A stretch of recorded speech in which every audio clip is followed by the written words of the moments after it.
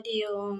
जय सिया राम, हर हर महादेव, जय श्री कृष्ण, राधे राधे, जय माता दी। तो आपका स्वागत है कोमल पहाड़ी एंड गुजराती ब्लॉग में। तो दोस्तों कैसे हो आप? सब ठीक है ना? मस्त। तो आ गई हैं बोर्ड की परीक्षाएं बच्चों की, 10 और 12वीं की। तो बच्चों को बहुत बहुत बधाई और शुभकामनाएं मेरी तरफ से और मेरी फैमिली की तरफ से। तो दोस्तों बच्चों की परीक्षाएं क्या होती है उनको ही पता होता है। ये फेस हमने भी देखा है, फेस किया है इस चीज़ को। तो बहुत घबराहट होती है, पेपरों के टाइम पे हो जाती है, परेशान हो जाते हैं बच्चे।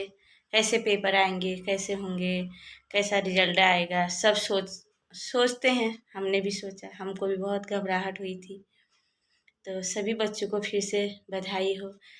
10वीं और 12वीं के जो बच्चे हैं जो बोर्ड की परीक्षा देने के लिए अभी तैयार हैं, अभी 15 तारीख से हैं 10 वालों के। तो इस बार तो जल्दी हो रहे हैं पेपर। मार्च से स्टार्ट होते थे, लेकिन फरवरी से ही चालू हो गए। इस बार स्टार्ट हो गई, बस चालू चालू गुजराती में बोल रही हूँ। तो बच्चों को बोलना चाहती हूँ, घबराए नहीं, अपनी मेहनत पे पूरी हिम्मत रखिए। मेहनत ही सब कुछ होता है इंसान का। तो पहले पेपर के दिन तो घबराहट होती है, कैसा आएगा, क्या होगा, दूसरे स्कूल में जाना होता है पेपर देने के लिए। तो घबराए नहीं, थोड़ी माँ बाबू को भी ध्यान रखना चाहिए, पेरेंट्स लोगों को। पहले दिन उनको अपने पेरेंट्स को साथ ले जाए। बच्चों को बोल रही हूँ, आज की वीडियो जो है बोर्ड के जो पेपर देने वाले बच्चे हैं उनके लिए बोल रही हूँ। तो माँ बाप के साथ, चाहे पापा जाए, मम्मी जाए, माँ जाए, ईजा जो भी जाए, साथ में जाए एक जना, क्योंकि थोड़ी बच्चे को रिलैक्स मिलता है वहाँ पे जाके। और मैं ये बोलना चाहती हूँ कि आधा घंटा पहले जाइए स्कूल में। बहुत से बच्चे मैंने देखे, जब मेरे बच्चे के पेपर हो रहे थे 10वीं के, तो बच्चे सब अंदर चले जाते थे, उसके बाद आते थे वो 10, 15, 20 मिनट के बाद, तो घबरा जाते थे बच्चे। और जो प्रवेश पत्र होता है ना, अंदर एंट्री होती है जिससे वो पेपर देते हैं, हमारे यहाँ तो प्रवेश पत्र ही बोलते हैं, तो वो भी भूल के आते थे। बहुत सारे बच्चों ने ऐसा भी किया था। मैंने दोनों बच्चों, जब मेरे दोनों बच्चे 10वीं के पेपर दे रहे थे ना, तो बहुत से बच्चे मैंने ऐसे देखे कि वो जो प्रवेश पत्र होता है उसको घर पर ही छोड़ के आ जाते थे और एंट्री नहीं हो पाती थी उनके अंदर। तो उससे भी बच्चे उस समय परेशान हो जाते थे। फिर मम्मी पापा लोग, और किसी के तो मम्मी पापा आते भी नहीं थे, मतलब वो बच्चा इतना परेशान हो जाता था, ना उसके पास गाड़ी उस समय ना कुछ, तो कैसे जाए। तो ये गलती ना करें, मैं सारे बच्चों से बोलती हूँ। अगले दिन ही अपना सारा सामान रख लीजिए। जो भी मेरे वीडियो को देखें, मैं उनके लिए बोल रही हूँ। कोई बोलेंगे कि भाषण दे रही, भाषण नहीं दे रही हूँ मैं।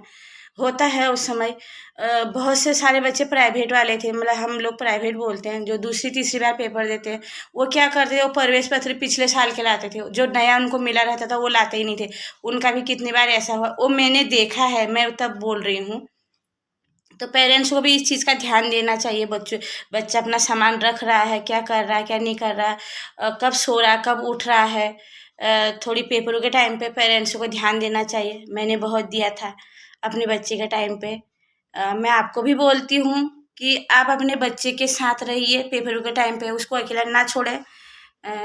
थोड़ी दिमाग बच्चों का उस टाइम अलग, पढ़ाई के टेंशन से, पेपर के टेंशन से थोड़ी बच्चा वो होता है ना, परेशान जैसा समझ लो, परेशान हो जाता है बच्चा। कैसा होगा अगर पहला पेपर अच्छा नहीं जाता है तो भी बच्चा परेशान हो जाता है। तो माँ बाप, पेरेंट्स लोगों को बोलना चाहती हूँ कि उनको थोड़ी रिलैक्स दिलाइए और उन पे दबाव ना डालें कि ऐसा पेपर आना चाहिए, इतना नंबर आना चाहिए, ये आना चाहिए। वो उनकी मेहनत पे छोड़ दीजिए। और दूसरा, उनके खान पान पे बहुत ध्यान देना पड़ता है। अभी तो सीजन बदल रहा है, गर्मी आ रही, ठंडी जा रही, तो बीमार भी पड़ रहे हैं बच्चे। तो उनका खान पान, उनका सोना उठना सब माँ बाप को ध्यान रखना पड़ता है। आप भी रखिए। सब बच्चे पे ही मत छोड़ दीजिए, क्योंकि बच्चा क्या खा रहा, बाहर का खाएगा तो जंक फूड ये सब, तो बीमार पड़ सकता है। बाहर का ना खिलाएं, उसको घर का ही खिलाएं, क्योंकि पेपरों का टाइम है। अगर पेपर में बीमार बच्चा पड़ जाएगा तो पेपर उसका छूट जाएगा, ये भी संभव है। मतलब ऐसे हो जाता है कभी कभी, तो ऐसा ना हो। तो पेरेंट्स के लिए ऐसा बोलना चाह रही हूँ मैं। तो जब मेरे बच्चे के पेपर थे, मैं ही छोड़ने जाती थी, मैं ही उसको लेके आती थी। वहाँ 3 घंटा बैठती थी बाहर, क्योंकि दूर था सेंटर, बहुत दूर गया था उसका सेंटर। और उसके पापा की तो जॉब थी, इसलिए वो सुबह चले जाते थे। तो मैं तो अपने बच्चों के साथ ही लगी रही, और वो मेहनत जो हमने की थी, मेरे बच्चों ने तो बहुत ज़्यादा मेहनत की थी। तो मैंने भी उनके साथ उतनी मेहनत की, उनके साथ साथ रात को उठती थी, उनको समय समय पर जो चीज़ की ज़रूरत होती थी वो देती थी मैं। तो उन्होंने पहले साल में ही अपने को रिजल्ट अच्छा लाए, पास हुए, उत्तीर्ण हुए। और मैं चाहती हूँ कि आपके बच्चे भी, और जो बच्चे मुझे देख रहे होंगे, और मैं तो चाहती हूँ कि अभी हमें ना देखें, आप अपनी पढ़ाई पे ध्यान दें, मेहनत मेहनत करें, बहुत ज़्यादा मेहनत की ज़रूरत होती है। फिर उसके बाद तो आपकी छुट्टियाँ पड़ जाएंगी, तो फिर बल्ले बल्ले। तो खुशी से पेपर दें, और जो क्वेश्चन पहले आता है, जिसका आंसर पहले आता है, उसको पहले उसका नंबर डाल के पहले कीजिए। टाइम बर्बाद ना करें, क्योंकि 3 घंटे का पेपर होता है और टाइम कम होता है, पेपर छूट जाता है, बच्चों का क्वेश्चन आंसर छूट जाते हैं। तो ऐसा ना करें, पहले जो आए, जिसका आंसर पहले आता है वो पहला कीजिए आगे। और वीडियो में बने रहें, आपको हम थोड़ी सलाह दे रहे हैं। जो बच्चे नए नए हैं, जो फर्स्ट, जैसे 12वीं वालों को तो पता चल जाता है बोर्ड के पेपरों के बारे में, लेकिन 10 के बच्चे थोड़ी घबरा जाते हैं, क्योंकि हमको भी हुई थी। मैं भी 10वीं में जब गई थी, अपने पापा को, मेरे पापा छुट्टी आए थे, मेरे पापा आर्मी वाले थे, तो उस टाइम छुट्टी आए थे, तो मैं उनको है ना 4:30 बजे ही उठा के ले गई। वो बोले थे कि इतनी जल्दी नहीं जाना है, दूर गया था सेंटर, पैदल गए थे हम मसाला लेके, वो मसाला जला के रात को। तो 6 बजे तो 5:30 बजे तो हम स्कूल में पहुंच गए थे, फिर बैठे रहे।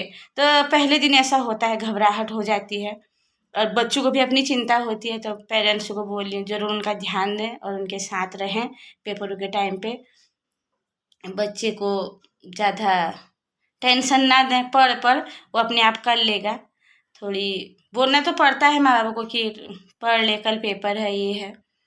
तो बच्चे तो आजकल के बच्चे तो बहुत फास्ट हो गए हैं, बहुत ही ज़्यादा उनको नॉलेज है। हम हमारे टाइम पे हमको नहीं था इतना नॉलेज, हम घबरा जाते थे, क्योंकि कभी बाहर ही नहीं निकले थे हम लोग। तो अभी के बच्चों को तो अब फ़ोन है हाथ में, सोशल मीडिया पे है, सब सब पता रहता है उनको, नेट इंटरनेट द्वारा ना, ऑनलाइन सब कुछ। अभी तो ऑनलाइन हो गया सब चीज़, ये उनको हर चीज़ का ज्ञान है। कहने का मतलब मेरा है कि हर चीज़ का ज्ञान हो गया, हमको नहीं था इतना ज्ञान। हम तो जो माँ बाप बोलते थे उतना ही करते थे। तो बोलना चाहती हूँ मैं कि उन बच्चों को कि धैर्य बनाए रखें, पढ़ाई करें, मेहनत करें, और थोड़ी अभी टीवी, मोबाइल, इनसे थोड़ी दूर रहें, और अपना काम अच्छे से करें, मेहनत करें, माँ बाप का नाम रोशन करें, और परीक्षा आ रही उस पर ध्यान दें। तो ध्रुव ने दिए हैं 10वीं के पेपर, तो कैसा तेरा एक्सपीरियंस रहा उस समय? थोड़ी टिप्स दे बच्चों को। अभी बच्चों के पेपर हैं 15 तारीख से, किसी के 20 तारीख से हैं, अलग अलग डेट है। उत्तराखंड में 15 तारीख से हो रहे हैं, सीबीएसई वालों के हो रहे हैं शायद 15 तारीख से। तो मेरे जो दोस्त हैं ना, उनके बच्चे भी हैं, तो कल वो बता रहे थे कि पेपर आगे उनके 15 तारीख से शुरू हैं। तो यहाँ 20 तारीख से है शायद गुजरात में, इस बार जल्दी है, फरवरी से चालू है पेपर। तो क्या बोलना चाहेगा कुछ बच्चों के लिए? साल भर पढ़ोगे तब भी कुछ फर्क नहीं पड़ेगा, एक हफ्ते पढ़ोगे तब भी कोई फर्क नहीं पड़ेगा साल भर पढ़ने से। मतलब जितना पढ़े उतना रिवाइज करते रहने का, नया कुछ उठाने का नहीं, और डरने का तो बिल्कुल भी नहीं। हाँ, जैसे कि घबराहट होता हो है, जाती है ना बच्चों को। जैसे स्कूल में एग्जाम दिए वैसी ही एग्जाम देनी होती है, बस दूसरे स्कूल में जाकर देनी होती है, और थोड़े रूल्स फॉलो करने पड़ते हैं, बाकी सेम ही रहता है। और जो पढ़ा होता है उसी में से आता है। थोड़ा सा जनरल नॉलेज, कॉमन सेंस होना चाहिए, तो अच्छे से मार्क्स स्कोर कर जाएंगे। और थोड़ा स्पीड रखनी है एग्जाम में, क्योंकि हाँ 3 घंटे का पेपर होता है, पेपर कभी कभी लेंदी आ जाता है। साइंस हो गया, सोशल स्टडीज़ हो गया, या इंग्लिश का हो गया, खासकर इनका बहुत लंबा आता है, क्योंकि इनमें आंसर बड़े होते हैं। बाकी सब में तो आप लिख सकते हो, सोशल साइंस हो गया, साइंस हो गया, इनमें आंसर बड़े बड़े होते हैं। जैसे ह्यूमन रिप्रोडक्टिव सिस्टम आता है साइंस में, एसएस में कोई शॉर्ट नोट लिखने के लिए आइए, कहने को शॉर्ट नोट होता है, बट वो डिटेल नोट से भी बहुत बड़ा होता है, पूरी कहानी लिखनी पड़ती है उसमें। और इंग्लिश में भी कॉम्प्रिहेंशन या ऐसे लेटर वगैरह हो गया, या कोई आंसर हो गया 5 मार्क्स का, तो उसमें भी जैसे कि लिखने को आता है कि 300 या 250 वर्ड्स का, इतने का ऐसे लिखो 1000 वर्ड्स का, तो उसमें थोड़ी स्पीड रखनी पड़ती है। बाकी तो पास तो सभी हो जाते हैं उसमें, नया नहीं, बस परसेंटेज लाना रहता है, इसलिए टाइम पे ख़त्म कर देने का, और सबसे बड़ा सेक्शन सबसे पहले स्टार्ट करने का, क्योंकि उसमें सबसे ज़्यादा टाइम लगता है। और एमसीक्यूज़ में अच्छे से पढ़कर एक बार कर लेने का, हड़बड़ी में नहीं करने का, उसमें मार्क्स बहुत कटते हैं। बाकी तो 10th वाले को तो पता ही, उनका तो नया होगा, 12th वाले ने तो दे रखा था, उनको पता होता है कि हाँ। कैसे देना है करके। 12 वालों को थोड़ी पहले से एक्सपीरियंस रहता है, और जो बच्चे अभी नए 10वीं के दे रहे हैं उनके लिए थोड़ी टिप्स था कि कैसा उनका मतलब घबराहट तो होती है। हमने भी दिए हैं पेपर, रात भर नींद नहीं आती है, दूसरे दिन पेपर भी, लेकिन मैं उनको यही बोलना चाहती हूँ कि घबराएं नहीं और अपनी मेहनत पे भरोसा कीजिए। मेहनत है तो सब कुछ है, मेहनत के आगे सबकी जीत है। तो जब इसके पेपर हुए थे तब मैं गई थी इसके साथ, तो मुझे पता है घबराहट होती है बच्चों को। तो पेरेंट्स साथ में जाइए और 1-2 दिन उनका साथ दीजिए, उसके बाद बच्चों को वहाँ का एक्सपीरियंस हो जाता है। नया स्कूल होता है, नई जगह होती है, नए लोग, अलग अलग स्कूल के बच्चे होते हैं। तो यही हम बोलना चाह रहे थे, एक बच्चों के लिए थोड़ी उनको ऑल द बेस्ट बोलना चाह रहे थे पेपरों के लिए। बहुत सारे बच्चे हैं जो जिनको हम जानते हैं वो पेपर देने वाले हैं नए, मतलब 10वीं में नए हैं, इस बार उनका फर्स्ट है। तो ऑल द बेस्ट सबको, all the best of best, luck. Best of luck, best of luck, all the best. तो हो बधाई, गया। शुभकामनाएं उनको, अच्छे से दें पेपर तो पास हो जाओगे। और यहीं पे वीडियो को एंड करती हूँ। मिलते हैं नेक्स्ट वीडियो में, तब तक के लिए आपको जय सिया राम, हर हर महादेव, जय श्री कृष्ण, राधे राधे, जय माता दी।